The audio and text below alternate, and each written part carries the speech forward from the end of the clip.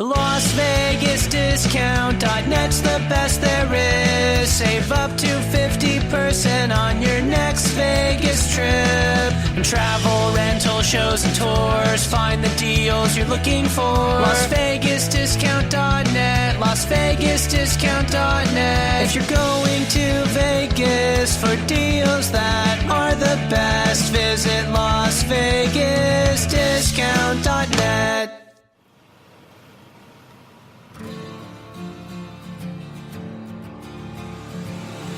It's time to strap our boots on. Lee Honish, and I am joined by the man himself, Bobby Capucci. Bobby, how you doing? I'm doing great, Lee. Yourself? I'm doing great. Are people watching us right now? Do they know what we're talking about? Hey, I think everybody in the country has the same kind of questions that we have. I think they do. Okay, so for our first episode, I'm going to make it abundantly clear. Bobby's the one with theories, and he's going to be the one to formulate the ideas, and I am going to play the role of the skeptic. I'm good at it. I'm a good skeptic. I want logic. I want logic in my life, because if there isn't logic, then what we have anarchy, and Bobby would prefer anarchy. He would. I know this about Bobby. Bobby would pick anarchy any day of the week, actually. As long as it right after the word anarchy is capitalism, then I'm totally fine with it. Any other sort of anarchy, I am totally against, to be honest with you. I believe in the rule of law, to be honest with you, and I've never really even believed in any sort of conspiracy theories. I've almost gotten into fistfights about 9/11 because I thought it was such a foreign idea that the American government, maybe not everybody in the government, obviously, but certain segments of the government could be so willfully ignorant about what was going on. And as time has gone by, and I've I guess what you would call red-pilled myself, meaning I've taken a more skeptical look at the mainstream media. You know, you got the mainstream media who talks about conspiracy theories and people who just, you know, don't fact check their information and this, that, the other thing, where the whole entire industrial media complex at this point is engaged in a conspiracy theory about Russia. So these aren't the people that I trust. I don't trust Anderson Cooper. I don't trust, you know, Gloria Vanderbilt's kid. You know, he's a child of the Vanderbilt clan, some of the most evil people in the history of the world. They were look up his grandfather, Cornelius Vanderbilt, and you'll see how evil the people were. I mean, they were slave owners. So for him to get on TV with the crocodile tears and cry about this, that, or the other thing and try and tell us how morally superior he is to the rest of us, it's not going to get any play anymore. Now that there's other sources of media out there. Nobody's watching CNN anymore, and Fox is next. Yeah, I completely agree. So let's take it from a historical standpoint before we get to today's topic, just so give everybody a point of reference. So basically, my perception of, because I'm a big fan of documentaries, and I'll consume anything. I'll consume anything in massive doses. And the thing I like the most are documentaries, right? Yep. They're always from a slanted point of view, admittedly, but at least it's supposed to be a non-fictional account of things. Starting with something as simple as Pearl Harbor. Did we or did we not know, or did we just, you know, modify what was released? How long has the general public, from your perspective, how long has the general public sort of been blue-pilled? Basically spoon-fed, hey, watch more of, you know, American Idol. Nothing happening here. Nothing to get agitated about, kind of thing. And this goes, and I can safely say that this goes back to Pearl Harbor and the possible conspiracy of Pearl Harbor. And there is a conspiracy. There are theories that we did know about it. It was something that allowed us to get into a war. This is something that has been documented repeatedly, and that leads up to 9/11, right? The same general concept. Exactly, and even before then, even going into Vietnam, you had the Gulf of Tonkin. Right. You know, for the longest time, Lee, like I was saying, you know, I'm a guy that is, I chase the facts wherever they lead me, and even if it's to an uncomfortable place. I don't believe in safe places. I don't believe in safe zones. You know, throughout my whole entire when I was in college, I had a thirst for the truth, and sometimes that truth led me to areas that made me take a look in self-reflection at who I was, and how I was processing the information that was given to me and how I was disseminating that information and if I was being a stooge. And what I found out as I grew as someone who was into politics and who was heavily involved all the way from, about the year 2000 all the way on up until today, somebody who was very involved on the local level and worked on national campaigns. I was what you would call an establishment Republican for a very long time. So for me, it was so foreign for me to think that it was even possible that we could have gotten into World War II predicated on a lie, or that we could have started Vietnam, that we could have jumped into Vietnam predicated on a lie, or that 9/11 could have been I don't want to say that the government was behind it because I don't have any evidence to prove anything like that. But what I do have evidence of is that the government knew of the terrorists. They saw them in 2000 in Jakarta. They knew they were going to be there. They knew that they were going to be there. They had the Jakarta police following them, and they got some photographs of them, no video or whatever. So they knew that they were going to be there. They knew that they were in America. They were living with an FBI informant at the time, and nobody had any idea that any of this was going to happen. So what happened to me was I dove into this, the whole entire, I guess you would say, looking for the truth. And it really started for me probably about 4 or 5 years ago. I became really disillusioned with what I was being told on the news because I knew a lot of it was downright lies. I would go and fact check all this stuff afterwards, and I'm not talking about with like Politico fact check or with Snopes. Snopes is the worst. I would go and actually I would scour the net for articles, a bunch of different sources, and then I'd process all that information. I'd pick and choose from each one, and I'd come to what I figured was the actual story by doing it that way, because all of these stories are pretty much the same, but in some of them you can find slivers of information that aren't in the other ones. So basically what you get is, if you go to CNN, before you would get an actual progressive slant piece, right? And that's fine. That's totally fine. That's their deal. But now it's basically going to the Onion. Yeah, basically. So, I forget who told, and it was a comedian that said this. If you want real news, you're going to have to watch the BBC. You're going to have to watch a neutral third party tell the news of our country who has absolutely no skin in the game whatsoever. You're going to have to do it that way. And even a great company like the BBC has just been infiltrated with these cultural Marxists. And we were talking about history, and you were wondering when it really started.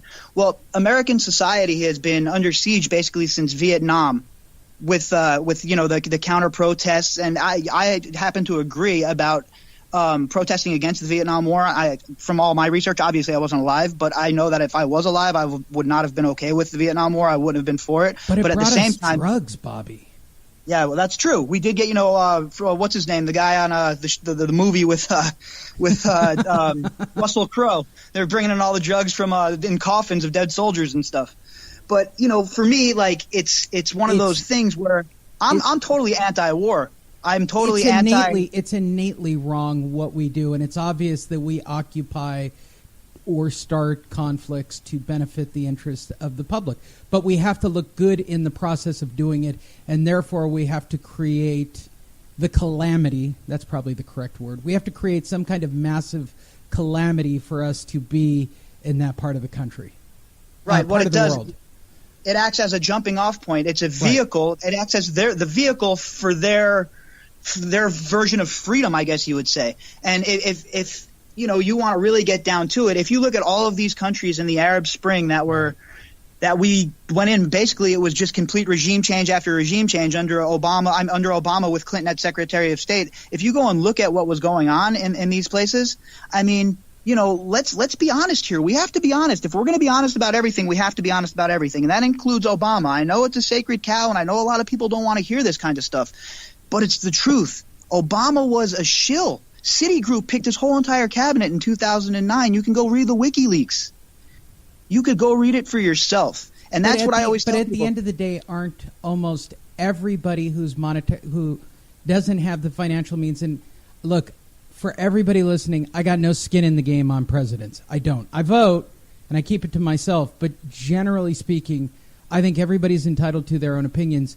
Outside of Trump, everybody is a money-motivated player, including Clinton, up to that point. Everybody's a money-motivated person. Trump came in with his own money, so he, in theory, should be one of the few that shouldn't have that issue. Right, and if you go back and you look, and I'm glad you brought that point up while I was talking about Obama, and I don't want to seem like I'm piling on Obama because I don't even think he's the worst president ever. I think Bush is the worst president ever. Yes, but by far he was bumbling. He was a bumbling idiot. I mean, the only person who even comes close to being as mentally unstable as him is Jimmy Carter. Jimmy Carter, you know, right. Besides that, but it brings me back to the money. So you got all of these families that have been president, you know, the Bushes, the Clintons, the Kennedys, and you go on and on and on. They're all from old wealth, or they have connections to old wealth, right? Well, Obama had zero connections to any of that old wealth. Where nobody during the campaign in 2008 and 2009, nobody really dug into this guy's past. Nobody knew that he had, you know, very important relationships with guys like the prince in Saudi Arabia, bin Talal. Nobody understands that bin Talal put up a bunch of money for this guy to go to school. When Newsweek ran that article, they got destroyed for running that article. I mean, absolutely destroyed. And right when that started happening, I knew the full frontal cultural Marxism was on. And I'm a big proponent of free speech, Lee. I don't care if I agree with you, if I disagree with you. I believe that in this country – Clean debate. That's absolutely right. Let's bring the facts to the table. Let's have a discussion like two adults. We might not agree about things, but at the end of the day, you don't have to delete somebody from Facebook. You don't have to write them out of your life because they voted for Donald Trump. That's absolutely ridiculous, and I'd like to point out the hypocrisy of it.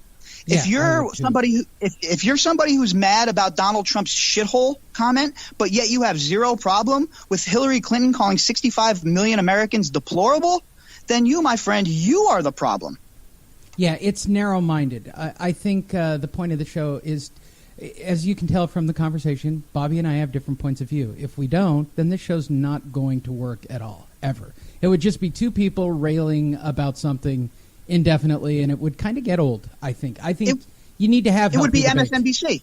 Yeah. It would be MSNBC or CNN. At the end of the day, I don't want to live in an echo chamber. I want think about all this that we talk about. This is a thought exercise, an exercise for your mind. Like you go to the weight room to put on mass, or you go running to keep your heart healthy. Well, you have to do brain exercises as well. They call it a boob tube for a reason. I get it, and I'm not talking down to anybody who gets their news from the major outlets. I mean, there's like 6 companies that run the whole shebang, so I get it 100%. And not everybody has the time to go through the meticulous process that I do of sourcing my information. So I understand completely when people are like, well, it was on CNN, it has to be real. And for a long time, you wanted to believe that. Right. But it's not the truth. That's not the world we live in. These people are motivated like any other human beings, motivated by greed and by their personal ambitions, and they're influenced by the company that they keep. Well, I think the simple way of really looking at it, look at Disney's massive buyout of Fox. What's the one thing they didn't want to put their hands on? We don't want the news division. We don't want any part of it. We don't want any part of it. We don't even know what you guys do over there.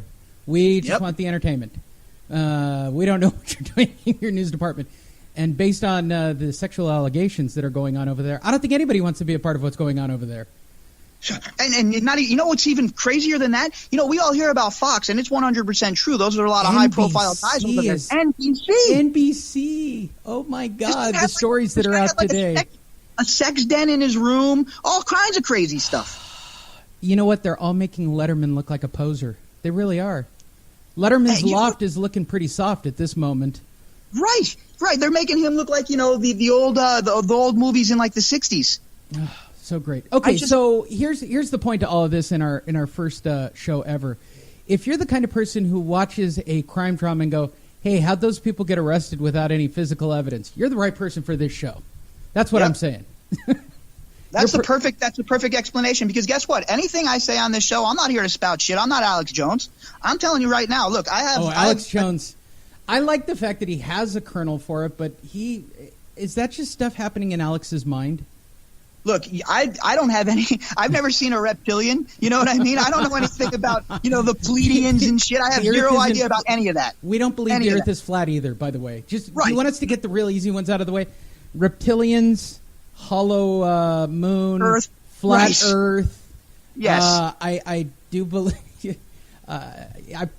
We've seen aliens. We just probably, let's be logical, they're smart enough to know not to screw around with us. We have nuclear weapons. I would have to believe that about an advanced life form that came from a different galaxy. Do I think they're out there? Yeah. They're out there. Don't be naive. They're out there. Which takes us to, well, yeah.